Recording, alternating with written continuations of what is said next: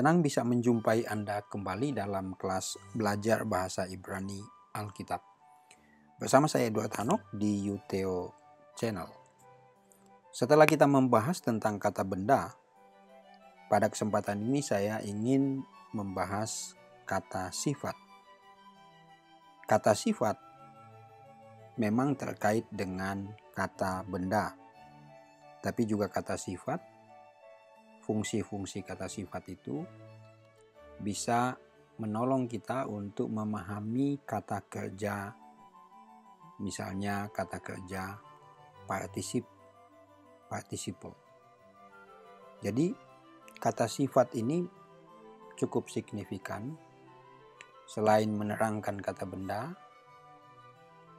dan dia juga dapat memberikan kepada kita pengertian yang baik untuk bisa memahami khususnya kata kerja dalam bentuk partisip. Sebagai pendahuluan kita lihat Kejadian 1 ayat 16. Saya mengutip ayat 16 ini, dan pada ayat ini saya memberikan beberapa kata yang tentu saya sudah berikan tanda yang menyolok, yang saya berikan warna di sini. Ini menunjukkan kata sifat. Ha-gedolim, ha-gadol, ha-katon. Ha-gedolim dan ha-gadol ini memiliki bentuk yang sama, meskipun ha-gedolim itu dalam bentuk jamak, jumlah jamak, dan ha-gadol dalam bentuk tunggal, tetapi memiliki arti atau bentuk berasal dari bentuk kata sifat yang sama dari kata gadol. Nah, di sini kalau kita lihat, saya memberikan tanda ini untuk gedolim dan gadol. Ini adalah bentuk tunggal dan bentuk jamak, sedangkan hakaton ini adalah bentuk tunggal, maskulin tunggal. Jadi kita melihat bagaimana letak kata sifat ini, lalu bagaimana dia dihubungkan dengan kata benda, lalu ada unsur-unsur tambahan lain pada kata sifat ini, misalnya ada awalan penentu, ha, ya, dengan dages forte, dan ini tentu terkait dengan fungsinya secara sintaks di dalam bahasa Ibrani. Untuk menolong kita bisa memahami atau bisa mengenal, ya, berkenalan dengan kata sifat dalam bahasa Ibrani, saya memberikan beberapa tabel kata di sini. Ada gadol, besar, agung, ada saken, tua, ada hadas, baru, ada hasak, kuat, ada khai, hidup, lalu ada hakam, bijaksana atau berhikmat, ada yape, cantik, yafe, ya. Lalu ada tsadik, benar, adil. Berikutnya ada yasar, adil, benar, jujur. Ada sak, bersih. Ada ge'er, sombong. Ada tov, baik. Ada rak, lembut.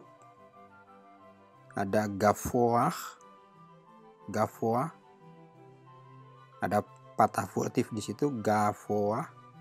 Lalu ada mapik, berarti konsonan he-nya mesti ditransliterasi, gafoa, tinggi. Ada dak, kurus. Ada bari, gemuk. kados, kados, kudus, ada ra, jahat. Nah, ini kosakata bahasa Ibrani, khususnya kata sifat yang dapat membantu Anda dan saya untuk mengenal beberapa kata sifat dalam bahasa Ibrani. Nah, tentang kata sifat dalam bahasa Ibrani, kata sifat berfungsi untuk menjelaskan dan membatasi kata benda. Selain itu, kata sifat juga bisa diidentifikasi, bisa dikenali melalui beberapa unsur berikut ini. Sama dengan kata benda, memiliki unsur jenis, yaitu maskulin dan feminin. Lalu unsur jumlah, tunggal dan jamak. Dan selain dua unsur di atas, kata sifat dikenal juga melalui 3 sintaks: atributif, predikatif, substantif. Sama seperti kata benda, kata sifat juga muncul dengan akhiran jamak, baik untuk maskulin maupun feminin. Dalam konstruksi kata sifat, khususnya atributif dan predikatif, baik jenis maupun jumlah, kedua kata, baik benda maupun sifat, harus sepadan. Dan dalam beberapa kasus, ada pengecualian tentu terhadap prinsip kesepadanan kata benda dan sifat yang hanya terkait dengan jumlah. Kita mulai dengan penjelasan terkait sintaks, khususnya kata sifat. Kita mulai dengan atributif. Atributif menjelaskan kata benda atau merupakan keterangan langsung dalam bentuk atau konstruksi atributif. Letak kata sifat ialah berada di belakang kata benda. Jadi kata sifat ini selalu menempati atau selalu menyusul setelah kata benda. Jadi kata benda lebih dahulu, kemudian berikutnya akan disusul oleh kata sifat. Dan sebagaimana juga kata benda itu misalnya menerima awalan penentu, kata sifat pun akan menerima awalan penentu. Atau jika kata bendanya yang mendahului kata sifat tanpa awalan penentu, maka kata sifat pun tidak menerima awalan penentu. Jadi di sini ada kesepadanan, ya. Artinya kata benda dengan awalan penentu harus diikuti oleh kata sifat dengan awalan penentu. Atau kata benda tanpa awalan penentu, maka kata sifat pun tanpa awalan penentu. Nah, seperti terlihat dalam kaidah berikut ini. Kaidah pertama, kata sifat plus kata benda. Kemudian kaidah kedua, kata sifat plus awalan penentu plus kata benda awalan penentu. Atau kalau kita membaca dari kanan ke kiri konstruksinya, maka kata benda plus kata sifat. Yang nomor 2 adalah awalan penentu kata benda, awalan penentu kata sifat. Jadi konstruksi bacanya mesti dibalik, ya, dari kanan ke kiri. Jadi ini adalah kaidahnya, ya, kaidah untuk bisa memahami sintaks atau bagaimana bentuk atributif di dalam kata sifat itu. Oke. Contoh, kita lihat contoh penggunaan atributif. Ciri khas terjemahan atributif ialah ditambahkannya kata yang. Ini disisipkan atau ditambahkan di antara kata benda dan kata sifat. Ya. Di dalam bagian ini kita lihat Kejadian 1 ayat 21.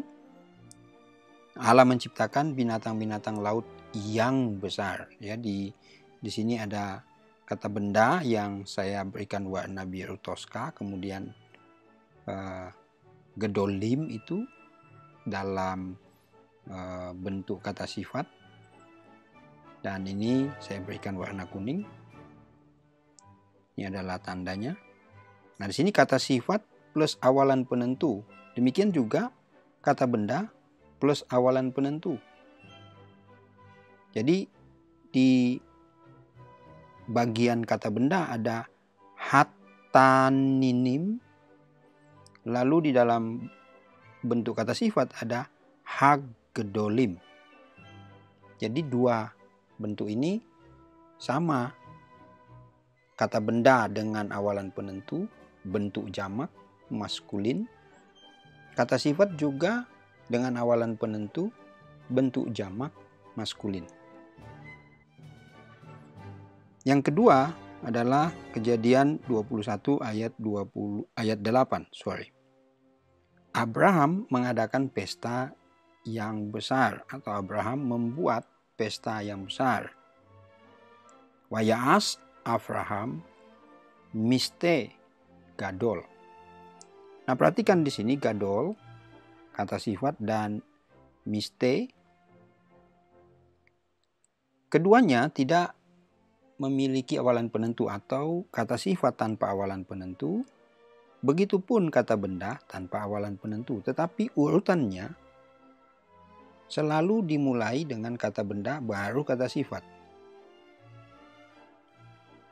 Dan itu memang ciri khas dari atributif. Yang ketiga, dari 2 Raja-Raja 4 ayat yang ke-9. Is Elohim Kados. Hamba Allah yang kudus, atau abdi Allah, pelayan Allah yang kudus. Nah, di sini is, ya tentu kalau literalnya diterjemahkan laki-laki. Tapi sebenarnya dalam hal ini, dalam konteks seseorang yang melayani Allah. Jadi maka terjemahan dinamisnya diberikan terjemahan atau arti abdi. Ya, sebenarnya bisa seorang yang melayani Allah yang kudus, bisa juga dalam arti yang bebas begitu. Nah, di sini Kados kata sifat dan Elohim kata benda juga tanpa awalan penentu. Kedua-duanya tanpa awalan penentu. Hanya diperhatikan bentuknya, bahwa kata benda Elohim mendahului kata sifat Kados. Jadi ini adalah contoh atributif. Dalam sintaks predikatif, kita lihat di sini, maka kata benda berfungsi sebagai subjek, sedangkan kata sifat sebagai predikat. Kalimat sederhana ini muncul tanpa kata kerja atau verbless.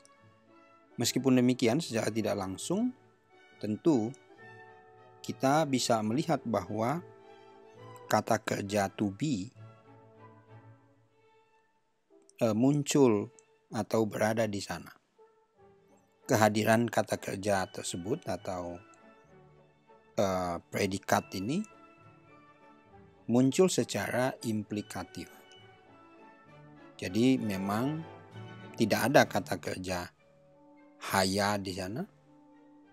Tidak ada, karena haya itu artinya juga ada atau adalah.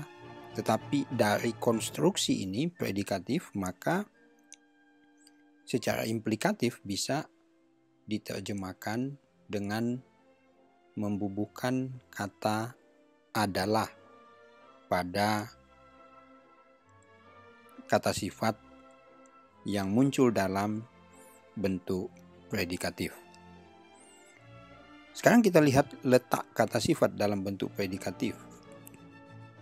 Berbeda dengan atributif, maka kata sifat dalam bentuk predikatif ini muncul di depan kata benda dan kata sifat tersebut tidak memiliki awalan penentu. Jadi dia memang ada di depan tapi tidak memiliki awalan penentu. Bila kata benda dengan atau awalan penentu berada di depan, maka kata sifat tanpa awalan penentu muncul sesudah kata benda. Nah, ini mesti dipahami baik-baik bahwa kata depan yang muncul di depan itu selalu akan bersama dengan awalan penentu.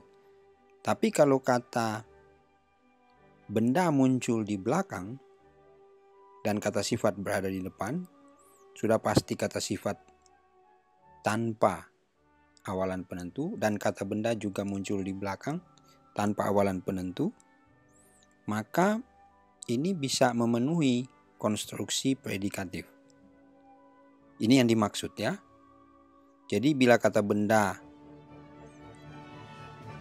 dengan awalan penentu berada di depan, maka kata sifat berada di belakang. Atau kata benda berada di belakang, kata sifat berada di depan, maka kata sifat berada di depan tanpa awalan penentu dan kata benda menyusul kata sifat tanpa awalan penentu. Ini memenuhi kaidah predikatif. Perhatikan kaidah berikut ini. Kata benda, awalan penentu kata sifat, atau kita bisa baca dari kanan ke kiri, kata sifat, awalan penentu kata benda, atau yang kedua, awalan penentu kata benda kata sifat. Atau bisa juga ini saya tambahkan supaya memenuhi kaidah yang saya uraikan tadi. Kata sifat, kata benda. Jadi kata sifat lalu disusul oleh kata benda tanpa awalan penentu. Nah, terjemahannya adalah, atau ciri khas terjemahan kata sifat predikatif ini ditambahkan adalah. Contoh. Kita lihat contoh dari bentuk predikatif ini. Ya. Di sini kalau kita lihat dalam Kejadian 6 ayat 5, Wayar Adonai ki raba ra'at ha Adam ba'aretz. Oke. Pada waktu Tuhan melihat bahwa bahwa kejahatan manusia adalah besar di bumi. Jadi di sini ra'at, sebenarnya ada kata ra'a, lalu ha Adam, ya. Di sini kata sifat tanpa awalan penentu mendahului kata benda, dan sesudah itu kata ha Adam, awalan penentu ha dan juga kata benda Adam. Yang kedua adalah Yehezkiel 42 ayat yang ke-13. Ki hammakom kados. Sebab tempat itu adalah kudus. Kados berada di belakang dan dia muncul tanpa awalan penentu. Karena kalau dia dengan awalan penentu pasti ini memenuhi kaidah atributif. Dan kata benda yang ada di depan ini adalah kata benda yang menunjukkan atau dibubuhkan adanya awalan penentu ha, makom. Yang ketiga adalah Mazmur 73 ayat 1. Tov le Yisrael Elohim. Tov le Yisrael Elohim. Nah, sini Allah adalah baik bagi Israel. Perhatikan baik-baik. Elohim sebagai kata benda itu berada di belakang, tetapi tanpa awalan penentu tentu ya. Dalam konteks tertentu, jika muncul awalan penentu itu juga menjadi pembeda ya dengan dewa misalnya. Tapi dalam hal ini, karena konteksnya di sini ditekankan le Yisrael, maka Elohim di sini menunjuk kepada Allah yang disembah oleh Israel. Dan kata sifat tanpa awalan penentu mendahului kata benda. Demikian juga kata benda tanpa awalan penentu berada atau menyusul kata sifat. Nah, ini perhatikan baik-baik bahwa lazimnya sintaks predikatif selalu menempatkan kata benda berada di belakang kata sifat. Ya, jadi lazimnya. Jadi ada kaidah-kaidah tertentu yang memang muncul sebagai pengecualian, tetapi di sini kalau kita lihat pada contoh ketiga Mazmur 73 ayat 1, Elohim yang muncul di belakang tanpa awalan penentu. Karena itu juga menurut saya sangat penting ya, tidak usah menempatkan awalan penentu karena sudah jelas di sini le Yisrael, jadi itu sudah menunjuk kepada secara spesifik siapa yang dimaksud dengan Allah di sini, bukan dalam arti dewa, tetapi dalam arti sebagai Allah yang dikenal oleh umat Perjanjian Lama. Bentuk ketiga adalah bentuk substantif. Jadi ini kalau kita bisa pahami dengan baik, merupakan sebuah ciri khas dari kata sifat yang dia berdiri sendiri tanpa ada hubungan sintaks dengan kata benda yang lain. Jadi dalam posisi memang dia independen, terlepas dari kaitannya dengan kata benda yang lain. Lalu pada bentuk substantif ini, kata sifat itu kemudian dibendakan. Nah, tentu bergantung pada jenis kata sifat. Jika kata sifatnya maskulin, maka dibendakan atau ditambahkan dengan kata misalnya laki-laki yang baik. Jika sebagai contoh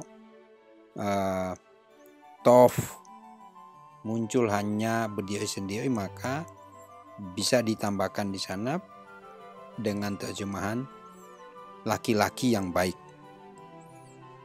Pada prinsipnya, substantif ini adalah pembendaan kata sifat. Sama halnya ciri khas terjemahan masih mengadopsi terjemahan substantif.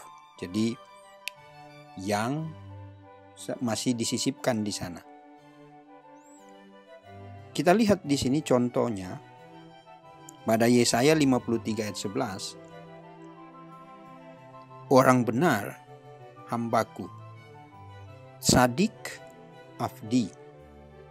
Nah, sadik ini berada di depan, kemudian dia tidak terikat dengan kata benda berikutnya. Lalu kita lihat Mazmur pasal 125 ayat 4. Di sini ada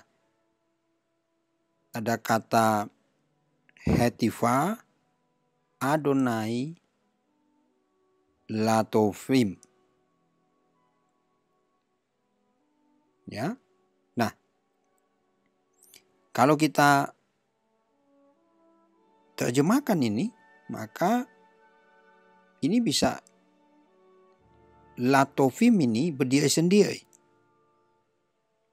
Jadi tidak ada hubungan dengan kata yang lain sini. Tidak ada hubungan dengan kata Adonai, tidak ada hubungan dengan kata Hetiva.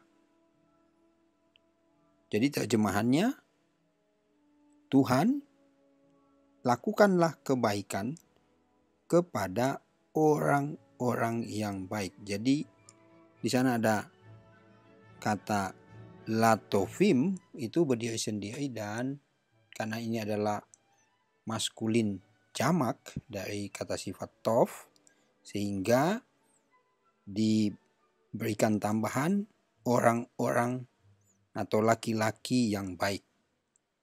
Ya, bisa juga disebut di situ secara spesifik ya, orang-orang yang baik dalam pengertian bendanya maskulin. Oke, jadi di sini kalau kita lihat didahului dengan preposisi, kemudian terikat pada preposisi kata sifat tovim ini, dan dia secara sintaks tidak memiliki hubungan dengan kata benda lainnya. Oke, jadi memang substantif ciri khasnya adalah pembendaan kata sifat menjadi sebuah benda. Kita coba lihat latihan.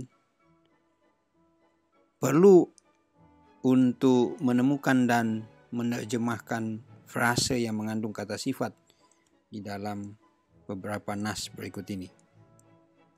Ya, di sini 2 Raja-Raja pasal 5 ayat 23. Silakan cantumkan jawaban Anda pada kolom ini. Temukan dan terjemahkan frase yang mengandung kata sifat. Ini memerlukan pengamatan Anda secara cermat. Lalu Mazmur 107 ayat 7 juga silakan Anda cantumkan jawaban Anda pada kolom ini dan buatlah pengamatan dengan cermat. Latihan berikutnya adalah coba Anda garis bawahi pada 2 pilihan kata sifat ini mana yang tepat. Ya, mana yang tepat? Apakah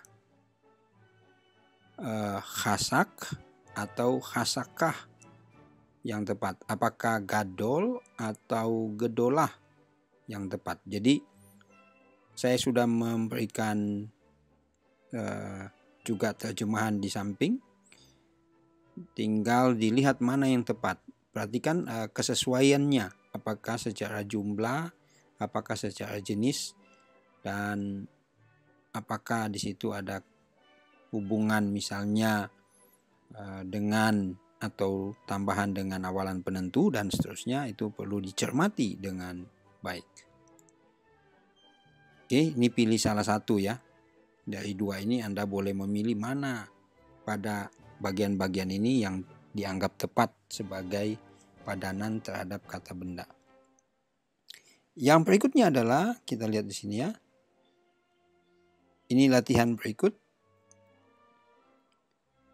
Kita perlu mengisi kolom kosong pada terjemahan di samping ini dengan terjemahan kata sifat yang tepat. Jadi Yesaya 59, Yesaya 5 ayat 9 maksud saya, dan 1 Samuel 12:23, Amos pasal 8 ayat 10, Ulangan pasal 2 ayat 10, Ayub 42 ayat 15, itu pada kolom yang kosong Anda boleh isi dengan terjemahan yang tepat. Dan yang terakhir kita lihat di sini sebagai latihan. Silakan Anda membaca teks-teks di bawah ini dan coba lihat bentuk atau konstruksi dari kata sifat, apakah atributif, predikatif atau substantif pada kedua ayat berikut ini. Kejadian 2 ayat 9. Anda boleh cari di sana pada ayat tersebut maksudnya. Lalu pada Yeskel 17 ayat 7 juga silakan Anda temukan dan berikan jawaban Anda. Latihan ini perlu, jadi semua latihan ini mesti diseriusi, dikerjakan supaya Anda bisa menerapkan dengan baik pelajaran tentang kata sifat yang sudah kita bahas bersama ini. Selamat belajar, selamat berlatih. maju terus dan sampai jumpa di pelajaran berikutnya.